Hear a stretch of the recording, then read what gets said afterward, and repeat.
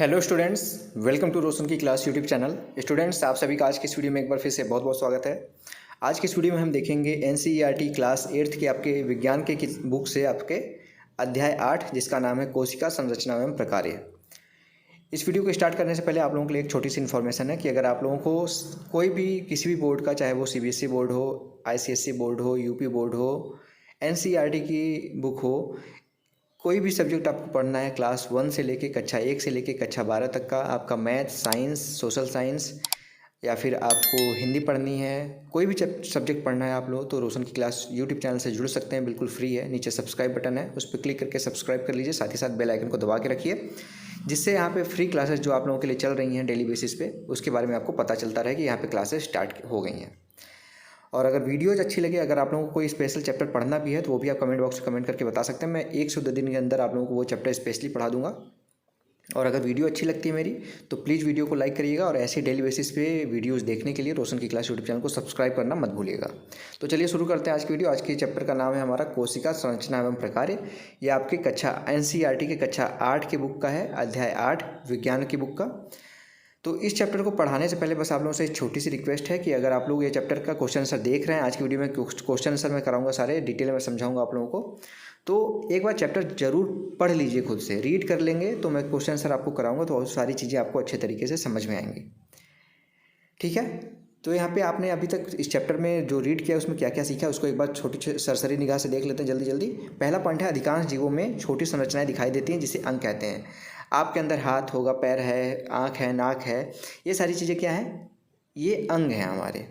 उसका दूसरा क्या है यहाँ पे, सबसे इंपॉर्टेंट यहाँ पे पॉइंट, सर्वप्रथम कार्य की कोशिकाओं की खोज की गई थी। किसके द्वारा की गई थी? रॉबर्ट हुक के द्वारा 1665 ईस्वी में। ये इंपॉर्टेंट क्वेश्चन है, ये आपके आगे आने वाले एग्जाम्स में भी ये क्वेश्चन पूछा जा सकता है कभी भी। अगला पॉइंट है, सभी अंग और भी छोटे भागों से बने हैं। किसी जीव की सूक्ष्मतम जीवित संरचना है उसको क्या कहते हैं? हम कोशिका कहते हैं। यानी कि कोई भी, जैसे हम बने हुए हैं, आप बने हैं, तो हमारे शरीर में जो सबसे छोटी इकाई है हमारे शरीर को बनाने वाली, उसको क्या कहते हैं? कोशिका कहते हैं। अगला पॉइंट है, विभिन्न जीवों की जो कोशिकाएँ होती हैं वो भिन्न भिन्न प्रकार की होती हैं। कोशिकाओं की विविध आकृतियाँ एवं आकार परिलक्षित होती है। यानी कि जैसे अभी मैंने बताया ना कि जानवरों की कोशिका अलग टाइप की होती है, पेड़ पौधों की कोशिका अलग टाइप की होती है। कुछ कोशिकाएं बहुत बड़ी होती हैं जिन्हें हम आँखों से देख सकते हैं। जैसे मुर्गी का जो अंडा होता है वो एक कोशिका है, सिंगल कोशिका है, उसको हम क्या कहते हैं? आँखों से देख सकते हैं उसको हम। और कुछ ऐसे इतनी छोटी होती हैं उसको हमको माइक्रोस्कोप से देखना पड़ता है। कुछ जीव मात्र एक कोशिका के एवं कुछ जीव अनेक कोशिकाओं से बने होते हैं। ठीक है, जैसे हमारा शरीर अनेक कोशिकाओं से बना हुआ है। एक कोशिकीय जीवों में एकल कोशिका ही वे सभी मूलभूत प्रकार करते हैं। मतलब जो भी कार्य है उनका एक कोशिकीय जीव में, वो एक ही कोशिका सारे कार्य करता है उनके अंदर। जो जैसे हमारे शरीर में क्या है, हाथ की कोशिका हमारा हाथ वाला काम करती हैं, आँखों की कोशिका आँखों वाला काम करती हैं।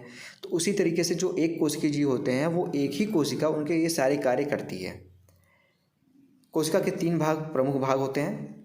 पहला भाग देख लीजिए, एक क्वेश्चन ये भी इंपॉर्टेंट है, कोशिका झिल्ली, कोशिका द्रव्य जिसमें छोटी छोटी संरचनाएं पाई जाती हैं, और तीसरा है केंद्रक।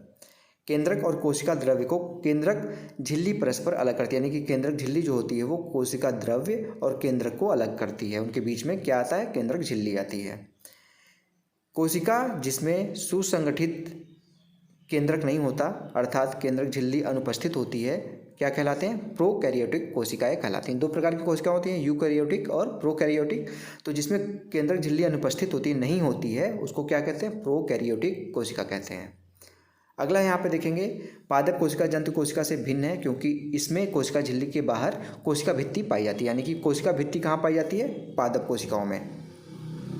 अगला यहाँ पे, पादप कोशिका में एक बड़ी केंद्रक रिक्तिका पाई जाती है, जबकि जंतु कोशिका में क्या होती है? छोटी छोटी रिक्तिकाएँ पाई जाती हैं। लास्ट पॉइंट है इसमें, आपने क्या सीखा? रंगीन संरचनाएं जिन्हें प्लास्टिड कहते हैं केवल पादप कोशिका में पाई जाती है। यानी कि पेड़ पौधों की कोशिका में पाई जाती है क्या? प्लास्टिड। हरे प्लास्टिड से जिसमें क्लोरोफिल पाया जाता है, जिसको क्या कहते हैं? क्लोरोप्लास्ट कहते हैं। आप सभी को पता है कि क्लोरोफिल पाया जाता है पौधे जो हरे रंग के होते हैं उस क्लोरोफिल की वजह से, और वो किस कोशिका की वजह से होता है? क्लोरोप्लास्ट की वजह से। अब चलते हैं हम अभ्यास के क्वेश्चन आंसर देखते हैं। पहला क्वेश्चन आंसर जो है वो ट्रू फॉल्स है, सही और गलत का है। पहला इसमें प्रश्न है, एक कोशिकीय जीव में केवल एक कोशिका होती है। बिल्कुल सही है, ये ट्रू है। यहाँ पे आंसर लिख भी दिया गया है, पहले का ट्रू, दूसरे का फॉल्स, तीसरे का फॉल्स, चौथे का ट्रू, लेकिन मैं समझा भी देता हूँ आपको। यहाँ पे दूसरा क्वेश्चन है, यहाँ पे पेशी कोशिका यहाँ पे शाखान्वित होती है, तो ये बिल्कुल गलत है, फॉल्स है। पेशी कोशिका जो होती है उसमें आपके स्पिंडल आकार की होती है, जिसके जो ऊपरी हिस्से होते हैं वो नुकीले टाइप के होते हैं, ठीक है। तो ये शाखान्वित नहीं होती, यानी इसके लिए क्या हो जाएगा, ये फॉल्स हो जाएगा। तीसरा क्वेश्चन है, किसी जीव की मूल संरचना अंग है, तो ये भी फॉल्स है, क्योंकि मूल संरचना क्या है, कोशिका है, अंग नहीं है, अंग कोशिकाओं से मिलकर बनी है। और चौथा है, अमीबा की आकृति अनियमित होती है, तो बिल्कुल सही है, अमीबा आपकी किसी भी आकृति का हो सकता है, तो ये ट्रू हो जाएगा, आपका चौथा वाला ट्रू हो जाएगा। अब आता है अगला क्वेश्चन आपका, यहाँ पे देखेंगे, मानव तंत्रिका कोशिका का रेखाचित्र बनाइए, तंत्रिका कोशिकाओं द्वारा क्या कार्य किया जाता है। तो यहाँ पे देखिए इसका आंसर देखिए, क्या कार्य किया जाता है इसके बारे में दिखाया गया है। तंत्रिका कोशिका का कार्य, तंत्रिका कोशिका संदेश प्राप्त कर उनका स्थानांतरण करती है, जिसके द्वारा यह शरीर में नियंत्रण एवं समन्वय का कार्य करती है। जो तंत्रिका कोशिका होती है, जो हमारे मस्तिष्क में होती हैं, वो क्या करती हैं, जो चीज़ों को स्थानांतरित करती हैं, जिससे हमारा जो शरीर होता है वो एक, जैसे हाथ उठाना है कब, हाथ से क्या पकड़ना है, पैर कब चलाना है, ये सारी चीज़ें क्या है, समन्वय का कार्य है। तो ये दोनों पैर आप साथ में चला सकते हैं, नहीं चला सकते, तो क्या कौन करता है, तंत्रिका कोशिकाएं करती हैं, समन्वय स्थापित करती हैं। तो ये तंत्रिका कोशिकाओं का आपका कार्य है। इसका रेखाचित्र आप कहीं पर भी देखेंगे, मिल जाएगा आपको, आपकी बुक में भी है, वहाँ से देख के आप बना सकते हैं। तीसरा प्रश्न है यहाँ पे, निम्न पर संक्षिप्त नोट लिखिए, कोशिका द्रव्य, कोशिका का केंद्रक। दो चीज़ों पे यहाँ पे आपको छोटे छोटे पॉइंट लिखने हैं, कोशिका द्रव्य के बारे में बताना है और कोशिका केंद्रक के बारे में बताना है। तो कोशिका द्रव्य के बारे में सबसे पहले देखते हैं यहाँ पे हम। यह एक जेली जैसा पदार्थ होता है, चिपचिपा पदार्थ होता है, जो कोशिका झिल्ली एवं केंद्रक के बीच पाया जाता है। कोशिका के अन्य संगठन, यहाँ पे संगठक का कोशिकांग कोशिका द्रव्य में ही पाए जाते हैं। यह है, जैसे क्या क्या पाया जाता है उसमें कोशिका द्रव्य में, माइटोकॉन्ड्रिया, गोल्गी काय, राइबोसोम इत्यादि, ये सारी चीज़ें कहाँ पाई जाती हैं, कोशिका द्रव्य में। कोशिका द्रव्य के विभिन्न यौगिक हैं, 4 तत्वों से मिलकर बना होता है, जो यहाँ पे देखिए लिखा गया है HOCN, ठीक है। अब केंद्रक के बारे में देख लेते हैं। केंद्रक क्या है, केंद्रक कोशिका के बीच में एक गोलाकार रचना केंद्रक पाया जाता है। केंद्रक में निम्नलिखित भाग होते हैं। केंद्रक, केंद्रीय झिल्ली होती है, केंद्रक को घेरने वाला पतला सा आवरण केंद्रीय झिल्ली या फिर केंद्रक झिल्ली कही जाती है।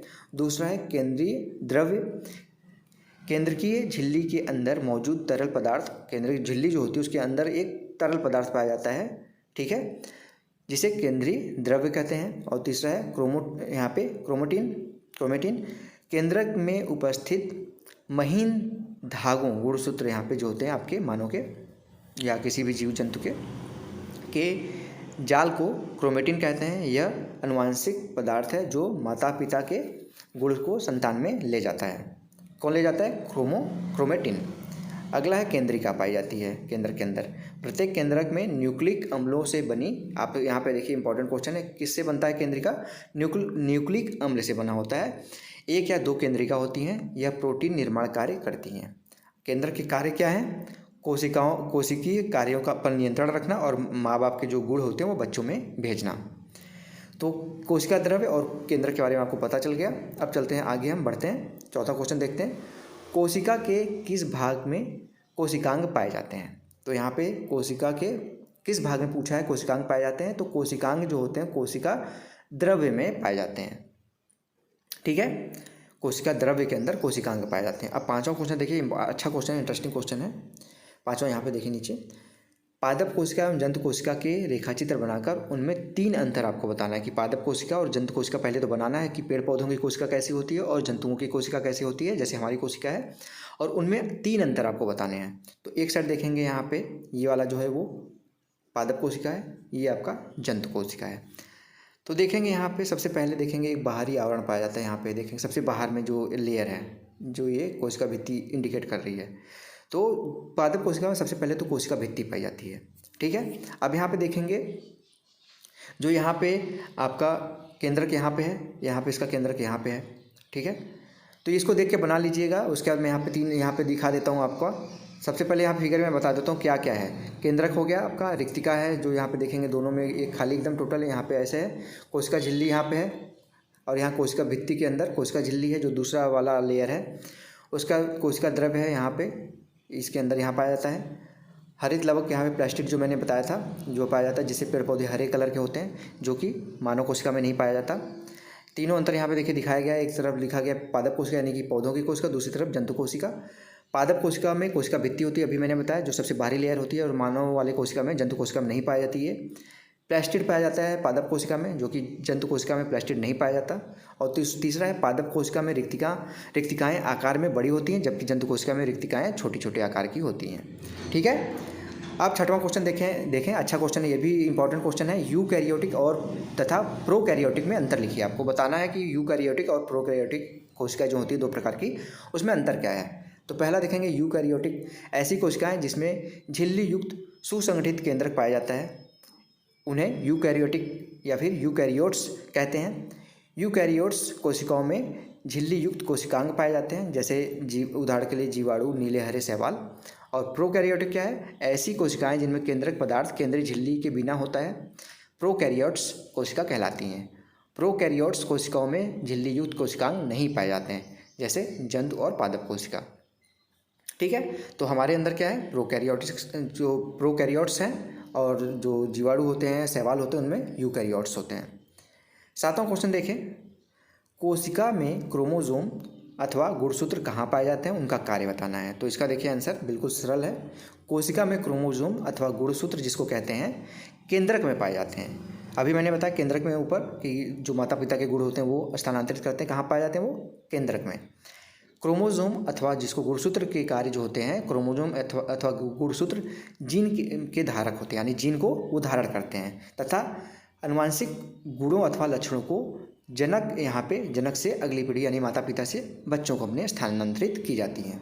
8वां क्वेश्चन है, 8वां, सजीवों में कोशिका मूलभूत संरचनात्मक इकाई है, समझाइए कि क्यों संरचनात्मक इकाई है आपकी कोशिका, इसके बारे में बताना है। हम जानते हैं कि प्रत्येक जीव जंतु एवं पादप सभी जीवों का शरीर विभिन्न प्रकार के अंग तंत्रों से मिलकर बना होता है। प्रत्येक अंग पुनः छोटे छोटे भागों से बना होता है, जिसे हम क्या कहते हैं, ऊतक कहते हैं, टिश्यू कहते हैं। ऊतक एक समान कोशिकाओं का वह समूह है जो विशिष्ट प्रकार यानी कि कार्य करता है। जैसे विशिष्ट कार्य करता है ना, हाथ आपका हाथ वाला कार्य करता है, एक स्पेशल कार्य। क्या हाथ वाला कार्य कर सकता है? नहीं कर सकता नॉर्मल। पैर वाला कार्य हाथ कर सकता है? नहीं कर सकता। आँख वाला कार्य कान कर सकता है? नहीं कर सकता। तो विशेष कार्य के लिए एक विशेष टिश्यू होता है, विशेष अंग होता है, जिसे ऊतक कहते हैं, विशिष्ट कार्य के लिए बना होता है। इस प्रकार हम समझ सकते हैं कि सजीव की संरचनात्मक इकाई कोशिका है। एक कोशिकीय जीव भी संपूर्णतः एक कोशिका के ही बने होते हैं। 9वां क्वेश्चन है, इसमें देखेंगे, बताइए कि क्लोरोप्लास्ट अथवा हरित लवक केवल पादप कोशिकाओं में ही क्यों पाए जाते हैं, आदमियों में, जानवरों में, जंतु कोशिकाओं में क्यों नहीं पाए जाते। तो यहाँ पे फिल करना है आपको बाएं से दाईं ओर। पहला यहाँ पे है, देखेंगे क्या, बाएं से दाईं ओर क्या करना है। यह कोशिका द्रव्य से एक झिल्ली द्वारा अलग होता है। ये किस में भरना है? चौथे में देखिए भरना है। चौथा कहाँ पे है आपका पॉइंट, अभी देखते हैं। अभी यहाँ पे एक मिस्टेक है, यहाँ पे या तो ये 1 होगा या फिर ये 1 होगा, दोनों में से एक 4 होगा। दूसरा है कोशिका द्रव्य के बीच रिक्त स्थान, ठीक है। और तीसरा है जो पहले पॉइंट में भरा जाएगा, वो सजीवों की मूलभूत संरचना इकाई। तो सजीवों की मूलभूत संरचना इकाई क्या है? कोशिका है, यानी कि देखेंगे यहाँ पे कोशिका भरा जाएगा, को सी लिखा ही है यहाँ पे का। तो इससे पता चल गया कि ये वाला पॉइंट जो है 1 वो सही है, ये वाला पॉइंट क्या है 4 है ये, ठीक है। यह कोशिका द्रव्य से एक झिल्ली द्वारा अलग होता है। तो आपको पता है केंद्रक होता है। अब देखेंगे ऊपर से नीचे यहाँ भरा गया है सारी चीज़ें, और दूसरे और तीसरे, पहले में क्या है ऊपर से नीचे की तरफ, दूसरे में क्या भरा जाएगा, यह प्रकाश संश्लेषण के लिए आवश्यक है। कौन प्रकाश संश्लेषण के लिए आवश्यक है? दूसरे में क्या भरना है आपको ऊपर से नीचे, हरित लवक, यहाँ पे देखेंगे, ठीक है। और दूसरे पहले में यहाँ पे क्या भरना है, जो ऊपर से नीचे कोशिका झिल्ली और केंद्रक झिल्ली के बीच पदार्थ, आप सबको पता है कि यहाँ पे क्या भरना है ऊपर से नीचे पहले में, यहाँ वाले पॉइंट में, जो यहाँ से यहाँ तो भर लिए कोशिका, लेकिन यहाँ से यहाँ पे क्या भरना है, यहाँ पे देखिए भरा हुआ है कोशिका द्रव्य। तो यहाँ पे पूरा फिगर मैंने भर दिया, इसको देख के आप भर लीजिएगा, जिससे आप लोगों को दिक्कत नहीं होगी। छोटे बच्चे हैं आप लोगों को सुडोकू भरना नहीं आता होगा, हो सकता है आता है तो अच्छी बात है, आराम से भर लेंगे, लेकिन सुडोकू भरा करिए, इससे आपका दिमाग क्या होगा, तेज काम करेगा। तो ये था दोस्तों आज का यहाँ पे पार्ट मैंने पढ़ा दिया अच्छे तरीके से आप लोगों को। अगर आप लोगों को समझ में आया हो अच्छे तरीके से तो इस वीडियो को लाइक करिएगा। अगर आप लोगों को इसके अलावा कोई चैप्टर पढ़ना है, आपको किसी भी क्लास का हो, किसी भी सब्जेक्ट का, यहाँ पे मैं बता दूँ, तो आप लोग रोशन की क्लास यूट्यूब चैनल से जुड़ सकते हैं। बिल्कुल फ्री है। नीचे सब्सक्राइब बटन उस पर क्लिक करके सब्सक्राइब कर लीजिए, साथ ही साथ बेल आइकन दबा के रखिए, क्योंकि यहाँ पे डेली बेसिस पे आपके ICSE, CBSE, यूपी बोर्ड या फिर किसी भी बोर्ड की क्लासेस आपके डेली बेसिस पे चलती रहेंगी। तो स्टूडेंट्स मिलते हैं नेक्स्ट वीडियो में, तब तक के लिए आप सभी का बहुत बहुत धन्यवाद। जय हिंद, वंदे मातरम।